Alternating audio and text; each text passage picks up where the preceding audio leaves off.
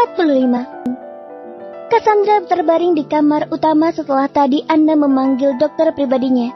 Setelah diperiksa dan dinyatakan jika Cassandra shock berat mengakibatkan kontraksi palsu pada perutnya. Romeo baru saja pulang dan langsung memeluk sang istri. Cassandra hanya terdiam dengan pandangan kosong. Sayang, apa kamu tidak apa-apa? Bagaimana kondisi baby kita? Jangan terlalu memikirkan masalah ini ya. Semua berita itu tidak benar. Romeo akan mencium istrinya. Tapi Cassandra memeringkan wajahnya, sehingga Romeo hanya dapat mencium pipi sang istri. Tinggalkan aku senang ini sendiri, ujar Cassandra tanpa menoleh ke arah suaminya. Tidak sayang, jangan percaya berita itu. Kamu harus tetap percaya pada aku. Wilson sudah menyelidikinya. Romeo menarik dagu Cassandra dan menghadap kepadanya. Mata mereka saling beradu. Aku hanya menolong Amanda yang tiba-tiba pingsan ketika kita baru selesai meeting. Dan mungkin saat aku menggendongnya, ada orang yang sengaja membuat berita itu, ucap Romeo. Cassandra bisa melihat sorot mata suami yang penuh kejujuran. Lalu, anak siapa yang dikandung wanita itu? Tanya Cassandra. Siapa yang mengatakan jika dia hamil? Amanda tidak hamil. Dia memiliki penyakit lambung. Dan aku tadi meminta dokter untuk melakukan USG. Jawab Romeo. Ternyata hanya karena hal itu lalu berita ini dibesar-besarkan. Cassandra masih menatap pada Romeo dan di dalamnya hanya ada kejujuran. Tidak ada kebohongan sama sekali. Bukankah Cassandra begitu lihai meneliti orang hanya dari sorot matanya saja? Secepatnya Wilson akan segera mengusut kasus tersebut. Jadi jangan memikirkan hal-hal yang akan membuat kondisimu drop. Cassandra akhirnya mengulas senyumannya. Aku percaya padamu, ucap Cassandra, membuat Romeo terkejut sekaligus lega karena ternyata istrinya bisa mempercayainya. Terima kasih sayang. Terima kasih tidak meragukanku lagi, ucap Romeo yang akan mencium Cassandra, tapi terhenti karena Cassandra menutup mulutnya. Sayang, kenapa nggak boleh? Aku sudah rindu. Tapi awas saja kalau sampai benar kamu selingkuh. Aku memiliki beberapa koleksi senjata yang akan langsung menembus dadamu di jarak radius 1 kilometer. Romeo menelan ludahnya dan bergidik ngeri. Tidak lagi membayangkan kalau sampai Cassandra melakukan itu. Aku siap kapanpun kamu bisa melakukan itu. Kalau memang aku melakukan perselingkuhan. Kini Cassandra benar-benar tersenyum lebar. Dia memang memiliki beberapa koleksi senjata. Mungkin jaga-jaga kalau ada sesuatu hal yang terjadi di kehidupan mendatang.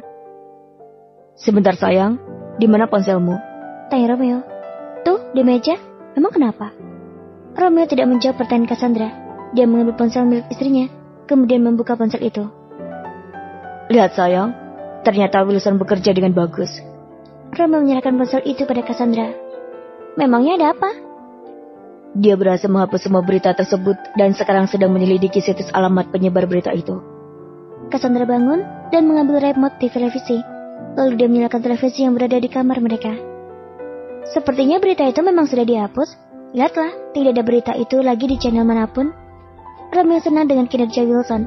Lalu tiba-tiba ponsel Cassandra berdering. Halo Wilson. Halo Tuan, apakah Anda sudah sampai di rumah?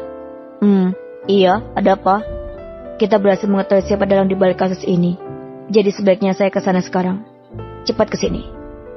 20 menit kemudian, Wilson telah tiba di rumah Romeo. Dia datang tidak sendiri. Dia telah membawa Amanda untuk meminta maaf atas terjadinya kasus ini pada Romeo dan Cassandra. Stephen memandang kedua orang itu tajam. Ceritakan sekarang, ucap Romeo dengan wajah dingin. Wilson menceritakan semuanya. Dia juga sudah menangkap beberapa orang yang diduga paparazzi yang telah mengedit foto-foto itu. Bagus. Setelah ini, ganti sekretarisku dengan yang pria saja. Aku tidak mau kejadian ini terulang lagi. Merepotkan. Amanda yang mendengarkan hal itu langsung berlutut di kaki Cassandra dan Romeo. Tuan, Nona, maafkan saya. Tolong, jangan pecat saya. Tolong Tuan, saya akan lebih berhati-hati lagi, ujar Amanda. Cassandra yang melihat wanita itu berlutut merasa tidak senang. Bangunlah, jangan seperti ini, ucap Cassandra. Amanda masih tetap bertahan. Dia benar-benar membutuhkan biaya untuk hidup. Semua aku serahkan pada Wilson. Mungkin kau bisa menugaskan dia di divisi lain. Dan sekarang, kalian berdua sebaiknya pergi dari sini, ujar Romeo. Wilson, kamu masih harus menjalankan beberapa pekerjaan yang harus segera dituntaskan. Baik Tuan, serahkan pada saya. Wilson kemudian menyuruh Amanda untuk berdiri. Mereka berdua akhirnya keluar dari rumah Romeo agar Nonanya tidak marah. Wilson tadi bisa melihat tatapan Cassandra yang tidak menusuk matanya.